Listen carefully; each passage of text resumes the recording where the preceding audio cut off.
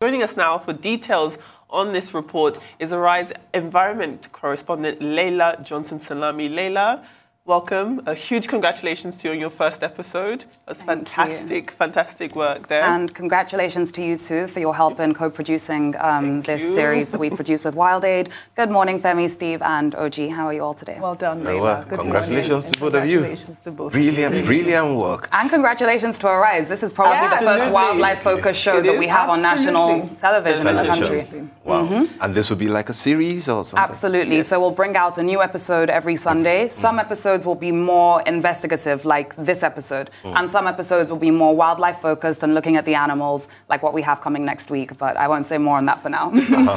Well, as you said, this episode was a lot more investigative. Yes. And we were, well, I guess you were definitely learning as, you know, as we all went along. Absolutely. When we looking at the report, it kind of was inspiring, but also infuriating too. When you hear supposed professionals talk about the effects of deforestation and illegal logging in such a crass way, it was quite disappointing because a lot of what he said was actually factually incorrect.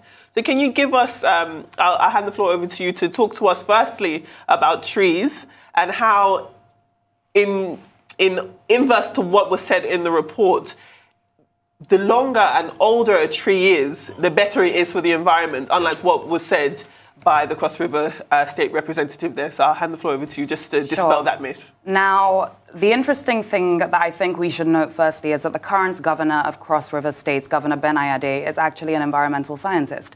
So a lot of people would have expected that under his administration, there would be far more efforts to conserve the forests. Now, don't get me wrong, Cross River still does have the largest intact rainforest in Nigeria. Over 50% of the tropical forest that we have left is in Cross River States. But this is why Cross River was put under the United Nations REDD program. That's the reduction of emissions from deforestation and forest degradation program that came in 2008 under the previous governor, Governor Imoke. Now, the entire idea is let's conserve the forests while also providing means of livelihood for the people living in these communities through harvesting of cocoa, afang, and other products, developing mills that they can use. But there have also been heavy criticisms towards the UN REDD program. Okay, we cannot touch the forests, but are people really benefiting? Since 2008, have we seen a large reduction in carbon emissions, or have we seen less deforestation going on?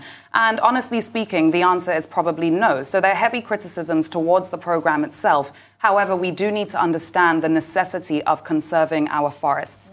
The federal government came out with a plan to plant 25 million trees in an effort to curb the effects of deforestation. But there's no point in planting new trees if you're just going to cut down old ones, or if you're not going to enforce laws that stop old trees from being cut down. We need those old trees plus the new numbers to really increase our numbers of trees and work towards reducing our carbon emissions. Now, Chief Tony Ndiande said that trees are like human beings, and the older a tree gets, the less carbon it can absorb. However, scientifically and according to the United Nations, this isn't necessarily true. Right. The older a tree and the more mature it becomes, the more carbon it can actually store. I believe that annually a mature tree can store up to 22 kilograms of carbon. In itself. Exactly. So we do need our old trees. This is currently being heavily threatened and has been heavily threatened in Cross River. I know that the state government has had plans for a Cross River superhighway. This has been in talks ever since Governor Ayade pretty much came into office. But as it stands, that project is currently being seen as abandoned. Heavy protests kicked against this, a 260-kilometer or 162-mile-long superhighway that would have been six lanes wide and cut through community forests and all of the reserves that you have in Cross River State. Now, if this superhighway does come into the plans and if this superhighway is constructed, then you bet that we are going to lose far more trees than we have already in Cross River State. Femi, you were there with me. Sure was. Every 10 meters that you're driving, you see planks of wood on the roads. You're not seeing any enforcements. There are no police stopping these lorries from leaving. And when I spoke to Chief Tony Ndiande, his argument is that Cross River has the lowest federal forestry commission. Yes. Leila, I don't want to be unkind to anybody, but then, I mean, if we have what looks like a misfit running forestry in... Looks like a misfit? I'm just... if we probability. I mean, does that not add to the problem that we are trying to deal with? He mentioned that there's corruption in all these, security is low and everything, but then the basic understanding of how, you know, forestation should be protected is even lacking. Absolutely. How do we deal with that? I mean, I would have hoped, for example, that when I spoke to the chairman of the Forestry Commission and I asked him where all of these illegal planks of wood are going, that he would have had an answer for me based on the intelligence that the commission should have on exactly what's going on in the States. But his response is that I don't know what they're doing, that at the end of the day, I'm not in league with these people. But as the chairman of the Forestry Commission, I would love to hear that you do know and that the commission is working against whatever multinational criminal networks or foreign criminal networks you have coming into Cross River and taking away the timber. I mean, according to the Environmental Investigation Agency, most wood exported out of Nigeria today is illegal. So we have a huge problem here. Yeah, correct me if I'm wrong. Has there been accusation that the state government is in cahoot with this activity? Because I know that back in May, Ben Ayade raised alarm and termed them timber bandits and saying that they're not part of the whole scheme. So the state government says that communities have been compromised and it's members of the communities that are to blame. However, members of the community say that this is down to the current administration becoming very lax on laws that should protect our wildlife and should protect the forests. So the communities are blaming the state government. The state government is blaming the communities. But what we know is that the illegal trade of wood today is the most profitable wildlife crime in the world. A lot of people don't look at that. You think about pangolin scales, elephant ivory, which are very profitable wildlife crimes, but none as profitable and specifically as profitable as the illegal trade of rosewood.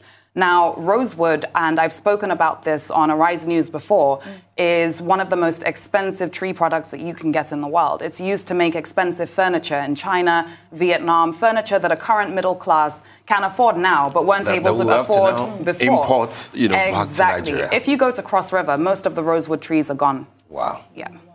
Wow. So when you look at all of our natural resources in this instance going, you said at the end of the report, it has to stop. How much confidence do you have, not just in the state government, but indeed the federal government, that they have the appetite to make sure it stops? What needs to be put in place to make it harder for people to go into the forest and cut wood down? Yeah. We need to enforce our laws. Corruption plays probably every role that we're seeing here, and we need to start enforcing those laws. For example, Nigeria is signatory to CITES. That's the Convention on International Trade in Endangered Species.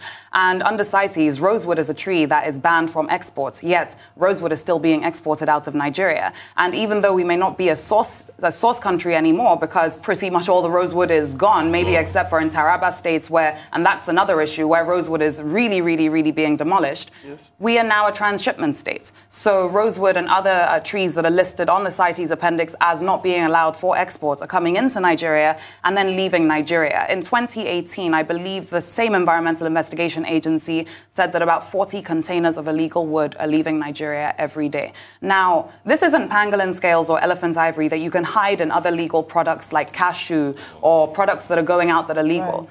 We're talking about logs of wood here. You cannot hide logs of wood. So at the end of the day, if these logs of wood are leaving the shores of Nigeria and they are listed as CITES as products that cannot be exported out of Nigeria, then there's a huge problem here. Now, under CITES, every government or every government basically has its own one body that can issue permits. In Nigeria, it's the Ministry of Environment that can issue permits.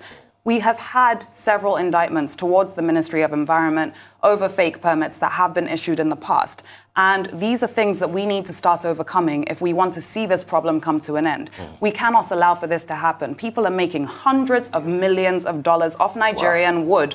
And at the end of the day, we are the ones that are going to be left without a forest. We need our forests in Nigeria. This is a source of livelihood for forests are a source of livelihood for over 1.6 billion people in the world. We can only imagine how much of a livelihood they are for people here in Nigeria. We cannot allow foreign criminal networks to come in and continue taking our wood. Something has to be done. Thank you for talking about foreign criminal networks. I'm sorry, I let you guys I will. But that was a huge chunk of why filming had to be at night, how dangerous it is. And I think that's one thing we haven't discussed, that there was a huge level of danger that the team was under being in Cross River State because of this. So again, how confident are you that we'll get to a point? And to add to that, you know that the state government have accused the security agencies of being complicit with this whole So this is exactly where the entire racket comes in. Everybody points fingers and blames the next person. It's a big racket, Thank you. All I can say is what I saw in Cross River, and I did not see any security agencies stopping the very obvious illegal timber that was in lorries coming in and out of the state. Now, at the end of the day, so many different bodies and actors are involved here. It's not as if there's one person that can be blamed. This is an entire network. So it has to come through from the criminals to the state to whoever could be alleged to be involved in this. But we do know that there are large actors here because people are making hundreds of millions of dollars. Like Femi said, shooting this was actually a very scary experience. There were times in Cross River where we would get out of the car during the day to try and film the illegal timber that we'd see. And we'd have to literally rush back in because you don't want to be mobbed. And I don't want to say any more, but you don't want to be mobbed. At the end of the day, there are several eyes watching on people who are coming in to investigate on illegal logging. So you know that people don't want you speaking about this. People don't want this information out there. And I think that that's why it's important that we're taking that time here on Arise News to ensure that the public is aware. This, and I will say it again, is the most profitable wildlife crime in the world today. Wow. And it has to stop. It has to. Leila, thank you very much. You picked your opening shot, I recall, from the National Park of Cross River. Yes. Was that deliberate? Because what I saw there is a derelict piece of building. Is that a way to prepare the viewer into what was to come, the sorry state of, you know, what this thing is all about? Was that deliberate? To be honest with you, the state of the national park right now is nothing to write home about. I must say, the Wildlife Conservation Society, a great organization, has been in charge of trying to run the national park at the Oban division, and I also believe the Okangwa division for a couple of years now. And they're really trying to revive the national park. I know that a UN agency also just came in to partner with the Oban division of the national park. But if you go to the national park today, there's nothing there to write home about at all. And it's a shame because these are sites that could be developed into tourist sites. If only you were to renovate the chalets, if only you were to ensure that people could actually come, stay there, go and experience the wildlife. We have elephants, we have mountain gorillas, you name it. All of these animals are here in Nigeria. You don't need to go to Kenya for a safari if we start to build and develop that here in Nigeria. And in the promo that went out earlier on this week, we spoke about how you cannot compare the revenue that's made from the illegal wildlife trade to the revenue that's made from wildlife tourism. We have to be able to look at it and say, let's turn things around. We can provide jobs. This is a piece of prosperity for the people of Nigeria if we get it right. That's the dream that Donald Duke spoke about. Oh yeah, and he was big on wildlife conservation, I believe. Yes. Before we let you go, what was the most stunning takeaway while filming this project? Oh wow, we've had so many stunning takeaways. Oh, that's a very, very hard one to answer. I must say one thing I did love seeing were the drill monkeys in Cross River State. I had never seen drill monkeys before, and then you see these large monkeys that with these very, very colorful behinds, and they're just very interesting creatures. No, traveling across. So we haven't seen gorillas yet. However, I will tell you, if you want to see gorillas in Cross River, you have to go and camp out for a good 3-4 weeks up in the mountains because the gorillas have been so severely poached over the years that they are so scared to come anywhere close to human settlements. So you're going to be going into the deepest parts of the mountains to get to the gorillas. However, we do have great camera trap footage of the gorillas that you will see in a couple weeks' time. Fantastic. Leila Johnson Salami, you have been fantastic. Very well done. Thank you too. Looking forward to next Sunday. Yes, see you next Sunday.